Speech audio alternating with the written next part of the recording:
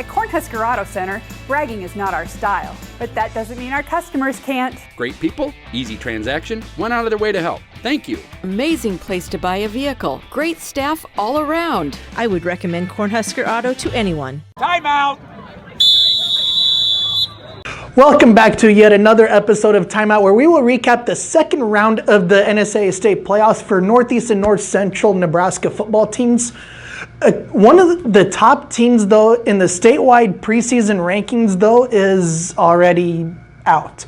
Lutheran High Northeast was one of the top-ranked teams statewide for Class D1 to begin the season, but they traveled to top-seeded and undefeated Howells-Dodge. The Jaguars ran off to a 36-0 lead, led 44-8 at halftime, and the Jaguars are in the quarterfinals for the third time in 8 seasons as a co-op. Turning our attention to another team that's been a routine quarterfinal team, Braden Eisenhower ran the ball 28 times for 222 yards and 4 touchdowns. Bloomfield led 28-0 at one point, finished off a 50-20 victory over Hartington Newcastle. Here's the thing though, Bloomfield has not reached the state semifinals since 2001. The Bees will take on Fall City Sacred Heart, which defeated Bloomfield twice, a couple of times in the semifinals not too long ago. Turning our attention over to Class D2 for a minute, Humphrey St. Francis faced their first deficit of the season. They trailed Lawrence Nelson 14-6 in the first quarter. It's a 1-8 game. You're thinking, oh boy, here we go. How are they going to respond?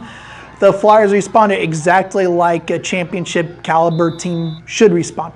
They scored 54 straight points, ladies and gentlemen.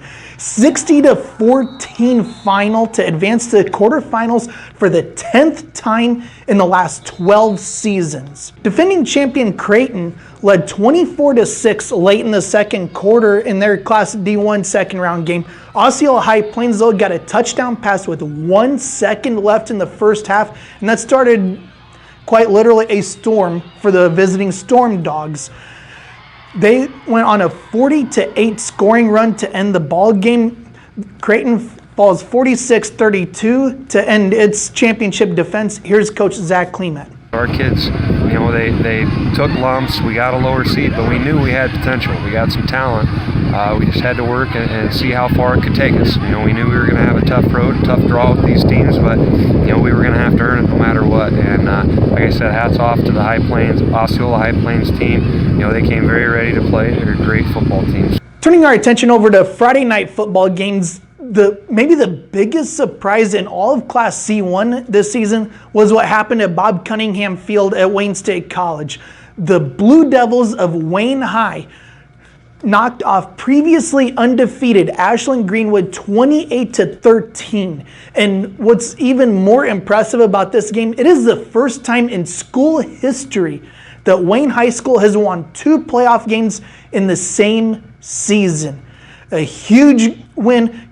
Big kudos, big congrats to Wayne High for really a signature win, and for them definitely the win of the season. However, the most entertaining game of the year may have been in North Bend on Friday night.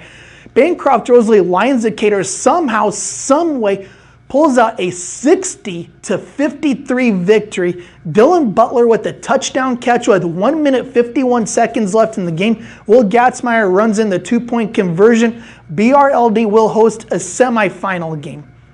Also in Class C2, Oakland-Craig ran the ball 49 times for 382 yards, scored 42 unanswered points in a 50-16 win over Donovan Trumbull. Oakland-Craig advances as well. Not quite so fortunate for Battle Creek, however. The Braves led 21-8 at halftime against top-seeded Sutton on the road. You're thinking, holy cow, here we go. The Braves are in control. The only problem is the host Mustangs ran the ball for 404 yards in the game, ended Battle Creek season 44-28. Here's Coach Andrew Carlson. For our seniors, we had a great group of kids there, and we're going to really miss them. The leadership that they showed, the work ethic that they demonstrated, really reaches down to those freshmen. That's the thing we always talk about. What's your legacy going to be? And our seniors left a great legacy for our younger kids, and it's going to help our program move forward. 8-man games on the docket for Tuesday. There are 3 of them involving area teams in the quarterfinals. Top-seeded Humphrey St. Francis travels to 5th-seeded Plainview. The Pirates with a huge win over the defending state champions out of Johnson Brock in the second round of the playoffs. As we mentioned earlier, 3rd-seeded Falls City Sacred Heart travels to 2nd-seeded Bloomfield. And top-seeded Howells-Dodge hits the road. They will take on 4th-seeded Osceola High Plains that just knocked off Creighton. 11-man semifinals on Friday. 4th-seeded Pierce travels to top-seeded Adams Central in a battle of undefeated teams. Pierce coming off a huge win over Ord, the second time this season that Pierce knocked off Ord. 11th-seeded Wayne will travel to 2nd-seeded Wahoo in a rematch from the season opener as well. In Class C2, Sutton, as we mentioned earlier, knocked off Battle Creek. They travel to BRLD in a semifinal game. And 3rd-seeded St. Paul travels to 2nd-seeded Oakland-Craig in another battle of undefeated teams. Check out predictions for all the semifinal games in the paper later this week. For all the local sports, just buy the paper, that digital subscription for $4.99 a month. Trust me, it costs a lot less than the gas tank for some of these road trips in the playoffs. Until next time, I'm Nick Benish, and thanks for taking a time out with us.